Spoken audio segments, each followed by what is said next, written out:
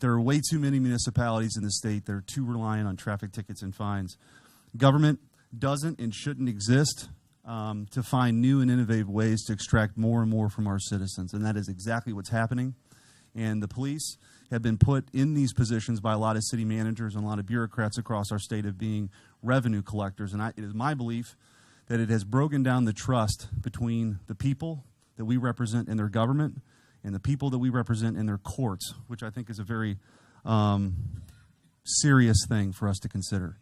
We have created modern-day debtor prisons in our country, and they're right here in our home state. And those are supposed to, for all my friends who love our Constitution, those are supposed to be illegal in our country. But we have them right here under our noses, and I think this is an attempt for us to deal with what I think is a very serious problem. The police officers that I've talked to, they didn't sign up to go to the police academy to write traffic tickets all day.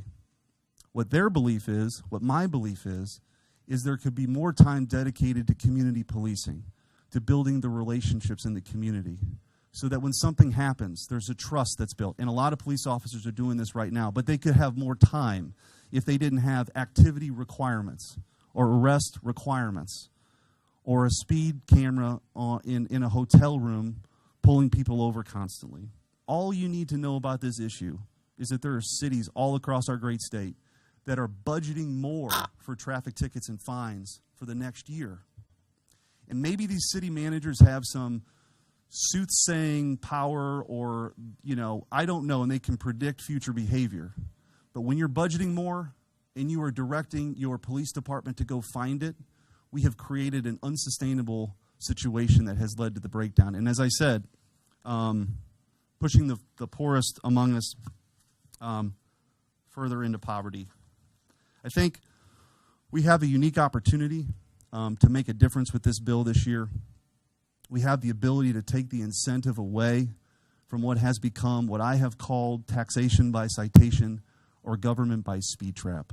And so it is my hope that working with this committee and working with the House that we can do something significant, not simply to appease someone that is making an argument that they don't know what to do if they don't have this revenue. There are plenty of things to do.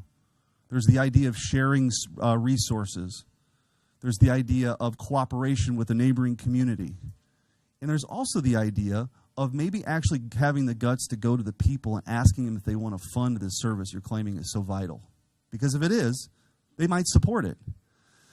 In this bill, we lower the threshold the cap from 30% to 10% in charter and first-class counties, and then in the smaller rural communities where their budgets aren't quite as big, we step that down from 30 to 20%. I think that the penalty provisions in here are significant.